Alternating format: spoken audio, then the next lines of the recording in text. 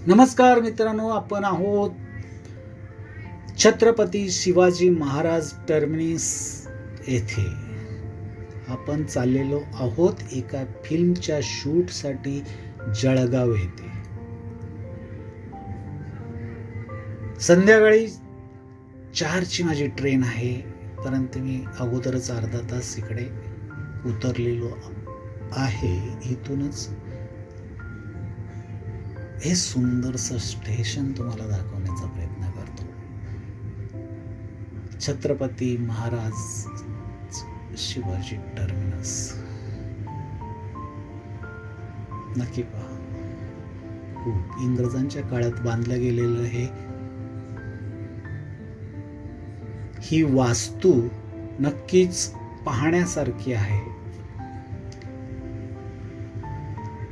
प्रजासत्ताक दिन, स्वातंत्र्य दिन या दिवशी या इमारतीला बाहेरून इतकी छानपणे सजवली जाते.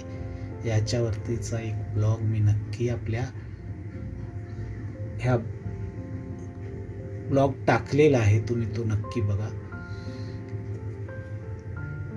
तर चला, तर आपण आता जिकडे गावच्या गाड्या जातात त्या बाजूला जाऊया. तिकडे बाहेरच्या बाजूला ही सगळी अशी गर्दी, दिवस रात्र हे टर्मिनस माणसाने गजबजलेलं असतं.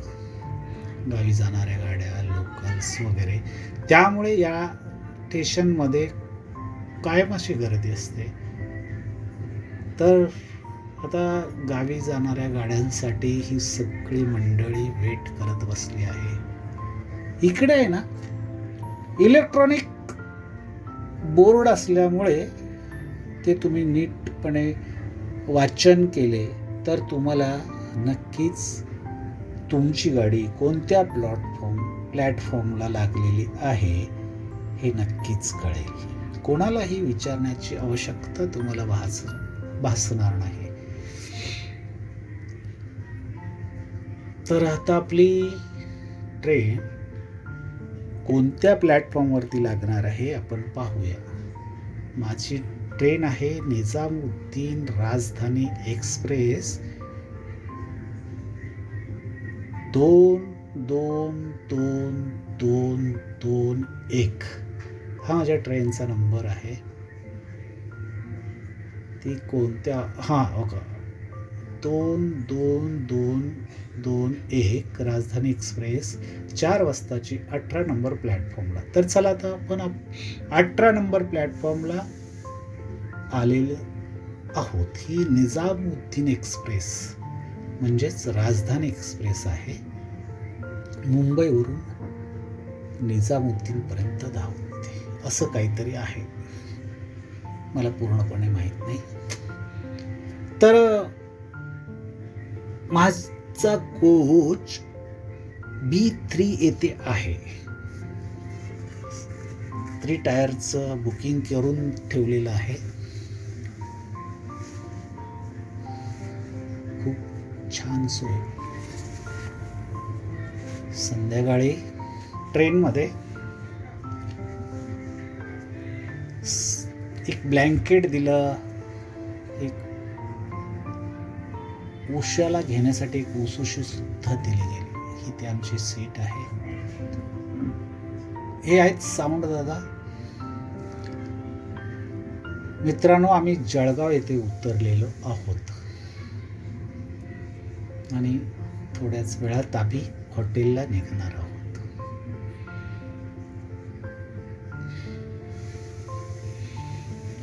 या ट्रेनने जवळजवळ आमचा सगळा स्क्रू, म्हणजे जवळजवळ 8 ते 10 जणांचा स्क्रू या ट्रेनने प्रवास करत होता. तो अर्थात वेगवेगळ्या बोगीमध्ये होता, वेगवेगळ्या कंपार्टमेंटमध्ये होता.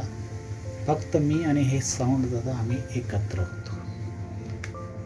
तर चला, आता आपण जाऊया हॉटेलवरती.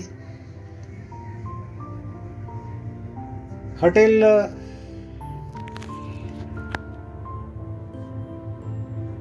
सांगण्यात आलं की जवळच आहे, वॉकिंग डिस्टन्सवरती. परंतु तिथे गेल्यानंतर असं आम्हाला कळालं की या हॉटेलमध्ये तुमची सोय होणार नाही. त्यासाठी तुम्हाला त्या हॉटेल अशोक पॅलेसपासून काही अंतरावर दुसरं हॉटेल आहे, तिकडे तुम्हाला जावं लागणार. मग त्यासाठी आम्हाला तिकडून रिक्षा करून आम्ही त्या दुसऱ्या हॉटेलवरती गेलो. तर मित्रांनो, आता आपण आहोत फ्लायओव्हर ब्रिजवरती जळगावच्या. इकडे बाहेर उतरलोय. ही सगळी टेक्निकल टीम आमच्या सोबत आहे. जळगाव स्टेशनमधून बाहेर पडल्यानंतर आपणाला एक असं मस्त डॉक्टर बाबासाहेब आंबेडकरांचा इकडे आमची सोय होणार होती. परंतु टेक्निशियन टीमने काही प्रश्न उभे केले, त्यामुळे आम्हाला तिकडे थांबता आलं नाही. आम्ही थोड्याच वेळात अशोक हॉटेलवरती पोहोचलो. तर मित्रांनो, चला, आम्ही रात्री छानशी झोप घेतली हॉटेलवरती. आता आम्ही चाललो आहोत दुसऱ्या दिवशी, म्हणजे शूटच्या ठिकाणी. अर्थात हे शूटचं ठिकाण जळगाव स्टेशनपासून किंवा जळगावमधून आम्ही जिथे राहिलेलो होतो त्या हॉटेलपासून साधारण 15 ते 20 किलोमीटर इतक्या अंतरावर होतो. त्यामुळे आमच्या सगळ्यांचा प्रवास कारमधूनच झाला. अगदी ऊन 42 सेल्सिअस इतकं होतं. पाहण्यासारखं होतं परिसर. खूप छान असं हे सुंदरसं शहर. आता जवळजवळ आपण बऱ्यापैकी जळगाव शहरापासून आपण लांब चाललेलो आहोत आणि आपण जाणार आहोत सावदा या गावी. तर मित्रांनो, आम्ही पोहोचलो आहोत सावदा या गावी. बऱ्याच ज्या गाड्या होत्या त्या सुद्धा आलेल्या आहेत. सामान उतरत आहेत. गाडीतून जसं उतरलो तसं त्या ठिकाणचं टेम्परेचर जाणवलं. बाहेर पडल्याच असं वाटलं की पाठीवरती कुणीतरी गरम हवेचा झोत सोडलेला आहे. अगदी लांबवर पाहिलं तर अगदी त्या उन्हाळ्याच्या झळा जसं मृगजळ जाणवतं तशा अगदी जाणवत होत्या. या बाजूला खूपच सँड क्रशर्स आहेत, जी खडीपासून सँड बनवली जाते. मोठा व्यापार इकडे चालतो. पाण्याची व्यवस्था. सगळे कॅमेरा टीम आपली कॅमेऱ्याची तयारी करत आहे. सगळे आपापल्या कामाला लागलेत. आपण थोड्याच वेळात शूटच्या ठिकाणी जाणार आहोत. काही आर्टिस्ट लोक तिकडे कपडे चेंज करत आहेत आतमध्ये.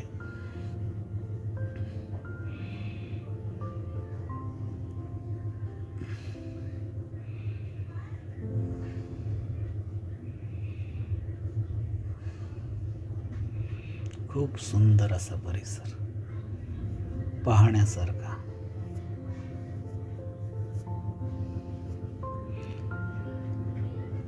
गावखेडी म्हटलं की ना, खूपच पाहण्यासारखी माणसं, साधी भोळी माणसं.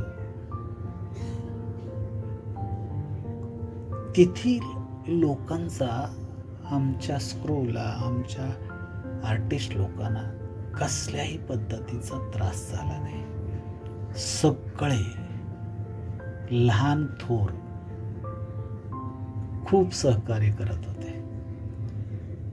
याच ठिकाणी मी एक मशीन पाहिली, जी आमच्याकडे घरातील मुरूम, जमीन बनवताना जो मुरूम आहे, ती धुमस मारून बसवला जायचा मुरूम, पाणी टाकून धुमस मारून. किती इकडे ह्या मशीनने तो मुरम बसवला जातोय, प्रेस केला जातोय. खूप असं आता नवीन नवीन मशीन आलेत. माणसांची खूप गरज, कामं कमी झालीत, वेगाने कामं व्हायला लागलेत. बघा ना ही मशीन, तुम्हाला नक्कीच आवडेल. तुमच्या गावात नसेल तरीही कुठून तरी विकत घ्या. ही सगळी मंडळी आपण आलो शूटच्या ठिकाणी. सगळी तयारी चालू आहे. इकडे ट्रॅक सुद्धा लावलाय, कॅमेराचा ट्रॅक, ट्रॉली लावलेली आहे. आता तुम्हाला इकडे बजरंग बलीचं मंदिर आहे, बाजूलाच ही गावातली लहान मुलं. सगळी तयारी झाली, सामान उतरवलंय. लाईट दादा, कॅमेरा दादा, ड्रोन दादा आणि देवपूजा सुद्धा झालेली आहे. गणेश पूजन झालेलं आहे. पाहण्यासारखं आहे. तर थोड्याच वेळात आपण आता शूटला जाणार आहोत. तर मित्रांनो, ही काही आर्टिस्ट लोक आहेत माझ्याबरोबर. पूजेची तयारी झाली. कॅमेरा पूजन, गणेश पूजन. हे शूटच्या लोकेशनवरती आलो. खूप असं छान, असं सुंदर लोकेशन, गावच्या ठिकाणी पाहण्यासारखं अतिशय छानपणे. तिकडे काय ना शोले टाईप एक पाण्याची टाकी पाहायला मिळाली. खूप अशी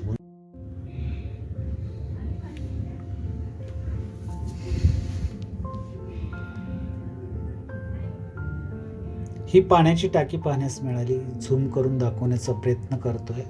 शोले टाईप अगदी ही पाण्याची टाकी. याच बाजूला काही माझं शूट झालं. आमच्या सगळ्यांचं काहीतरी शूट झालं थोडंफार. चांगले 2 सीन होते इकडे शूट झाले. अगदी ऊन खूप असं होतं. संध्याकाळच्या वेळी क्रोमावरती काही सीन शूट झाले. ही एक हॉरर फिल्म आहे. खूप मोठी स्टार कास्ट सुद्धा या फिल्ममध्ये येणार आहे. नक्की तुम्हाला पाहायला आवडेल.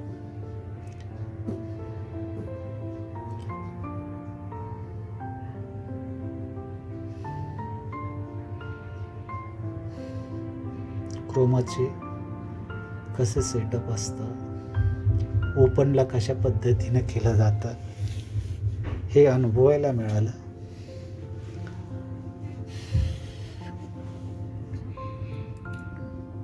ही हॉरर टाईपची मूव्ही असल्यामुळे यामध्ये खूप सारं क्रोमाचं शूट असणार आहे.